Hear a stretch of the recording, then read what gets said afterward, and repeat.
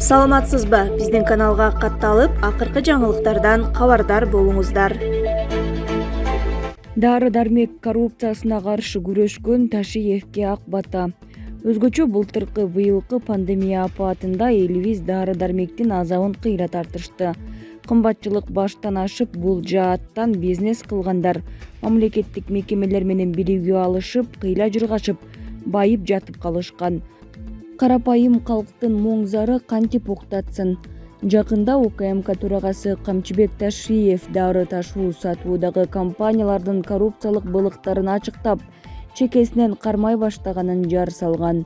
Фарм мафиясына кол кабыш кылган жогорку жетекчилер уюшкан афералык топтордун тамыры тереңге батканы белгилүү. Андыктан Камчыбек Ташиев бул багыттагы ишин илгерилетип, дары-дармек бизнесине байланышкан коррупциянын тамырын биротоло кыркып салууга күчү келсе, кадыры көтөрүлөт. Калың катмардын өзгөчө кары картаңдардын ак батасын алары да шексиз. Булак Азия News гезити. Министр электр кубаты 1 ноябрдан кийин такыр өчүрүлбөйт. Оңдоо иштери бүткөнүнө байланыштуу 1 ноябрдан тарта пландык өчүрүүлөр болбойт.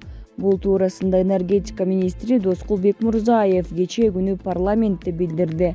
Депутаттар көпчүлүк аймактарда электр энергиясы атайылап өчүрүлүп жатканын айтып, себебин сурады.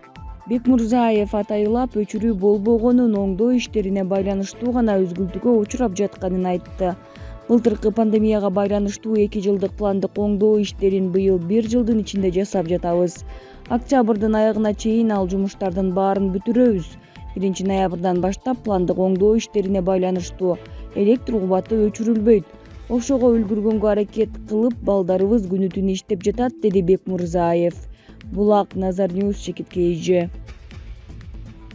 Камактагы саясатчылар өзгөрүүлөрдү чыдамсыздык менен күтүп жатканда. Учурда түрмөдөгү саясатчылардын абал маанайы кандай? Биз бул боюнча учкай баяндап берели.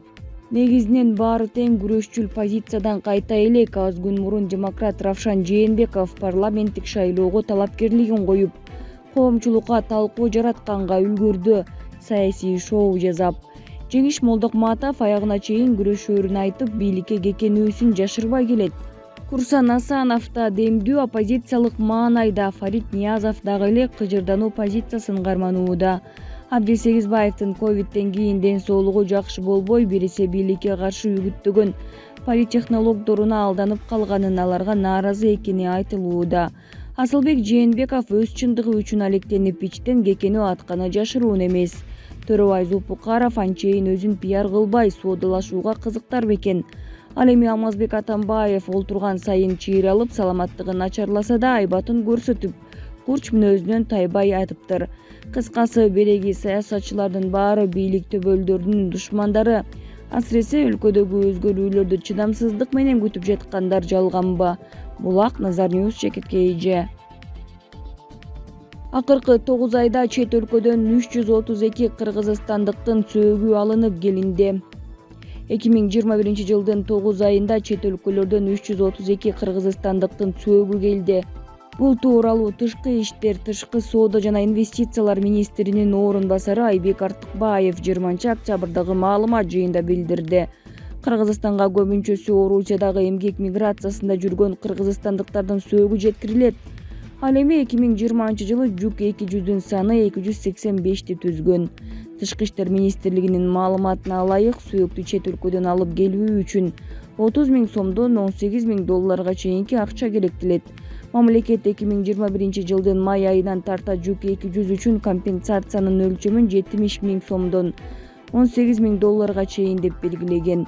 Буга чейин кыргызстандыктарды мекенине кайтаруу үчүн өкмөт 50 000 сомго чейин компенсация төлөчү. Расмий маалыматка ылайык, чет өлкөлөрдө 750 000ден ашуун кыргызстандыктар бар. Ал эми бейрасмий маалыматтар боюнча чет өлкөлөргө 1 миллиондой кыргыз жараны чыгып кеткен. Булак клуб Чекит Азия. Азизбек Гелдибеков Мадура шопурлукка кетсе, Мадумаров каяка барат? Былтыркы шайлоодо Субаналиевди куурчак кылып алган Мадумаров быйыл 7-чи ирет бийликти штурмалап шайлоого аттанат. Адахан Мадумаров Акаевдин заманынан бери келе жаткан саясатчы. Бирок жолу гана кыйчалыш. Биринчи ирет 2010-жылы октябрдагы парламенттик шайлоого болгон чабуулу ишке ашпай калган. Экинчи ирет 2011-жылы октябрдагы президенттик шайлоого болгон чабуулу экинчи орун менен аяктаган. Үчүнчү ирет 2015-жылы октябрдагы парламенттик шайлоодо жыдыган. Төртүнчү ирет 2017-жылы октябрдагы президенттик шайлоого болгон чабуулу үчүнчү орун менен аяктаган. Бешинчи ирет 2020-жылы октябрдагы парламенттик шайлоодо Катанини бурап коюп жеңишке жеткен. Бирок парламенттик шайлоого өтпөй калгандардын ак үйдү басып алуусу менен бул парламенттик шайлоонун жыйынтыктары жокко чыгарылган. Катани болсо кол булгалап губернатор болуп контрабанда менен күрөшө баштады. 6-ирет 2021-жылдын 10-январында президенттик шайлоого аттанып, бул да ийгиликсиз аяктады. Эми кандай болот? Венесуэланын президенти Николас Мадуро бир күнү шаардык автобустун айдоочусу ишине кайтып барууну ниетин билдирди. Мен бир күнү президенттик кызматтан кеткенден кийин автобазарларга башымды бийик көтөрүп, формачан кайтып келип көчө автобус айдап чыгып, кызмат өтөйм деп үмүттөнөм, деген ал транспорт кызматкерлери менен жолугушуу учурунда. Мадуро орто билимди өз курагындагылардан кеч алган. Ал иш таштоону уюштурганы үчүн мектептен чыгарылган. Өспүрүм кезинде ал солчул уюмдардын активистине айланган. Кийинчерээк автобус айдоочусу жана Каракас метросунун жумушчулар профсоюзунун мүчөсү болгон. Мадуро 1990-жылдын башында ишке ашпай калган төңкөрүш аракетинен кийин болочок президент жана социалисттик лидер Уго Чавес менен жакын болуп, анын партиясына кошулуп 1998-жылы республиканын конгрессине шайланган. 2005-жылы Улуттук ассамблеянын төрагасы, 2006-жылы Уго Чавестин өкмөтүндө тышкы иштер министри болгон. 2012-жылы мурдагы президент Уго Чавес көз жумаардан бир нече ай мурда жарандарга алдыдагы президенттик шайлоодо Мадуронун талапкерлигин колдоп берүү өтүнүчү менен кайрылган. Николас Мадуро Венесуэланын президенти болуп 2013-жылдын апрелинде шайланган. Булак Назар Ньюс чекитке эже. Жакупова бизге чыдай тургула деп коюп, өздөрү жыргап жашап жатышат. Адилет укуктук клиникасынын жетекчиси, жогорку кеңештин экс-депутаты Чолпон Жакупова 1,5 айдан кийин аларча номер 1 мамлекеттик резиденциясынын ишмердүүлүгү тууралуу катына жооп алган. Кактус чекит медиага берген маалыматына ылайык, жооп 92 беттен турган документ катары жөнөтүлгөн, бирок андагы маалымат ал берген негизги суроолорго жоопту камтыбайт. Учурда резиденцияда кимдер жашайт деген суроолорго президенттин администрациясы мамлекет башчысынын буйругуна ылайык кызматтагы адамдардын тизмеси бекитилгенин билдирди, бирок ага кызмат үчүн колдонуу графиги коюлган.